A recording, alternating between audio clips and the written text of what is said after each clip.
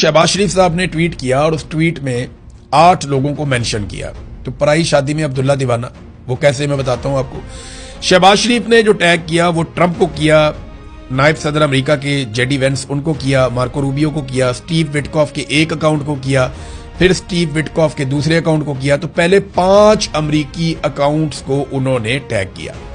फिर बारी आती है ईरान की, यानी ईरान को प्रायोरिटी नहीं दी और यह भी नहीं देखा कि सदर ट्रंप को अगर आपने पहले किया तो फिर आप दूसरे नंबर पे ईरानी सदर को करें, फिर आप अगर जेडी वेंस को करते हैं तो फिर आप कालीबाफ को करें, फिर आप मार्को रूबियो को करते हैं तो फिर आप इराकची को करें। जो तरीकाकार था वो तो ये था, लेकिन 5 अमरीकियों को पहले रखा और 3 ईरानियों को बाद में रखा, जिनमें ईरानी सदर, कालीबाफ और इराकची, ये तीनों थे। अच्छा, अब इनों में से किसी ने भी इसको रीट्वीट नहीं किया। जब मैंने इसको देखा उस वक्त तक किसी ने भी शहबाज शरीफ के ट्वीट को रीट्वीट नहीं किया, हालांकि इनको मेंशन किया गया। जब आप किसी को मेंशन करते हैं तो उसका मकसद यही होता है कि वो इस पे रिस्पॉन्ड करे या कम से कम वो देख ले, लेकिन किसी ने भी रीट्वीट नहीं किया शहबाज शरीफ के ट्वीट को।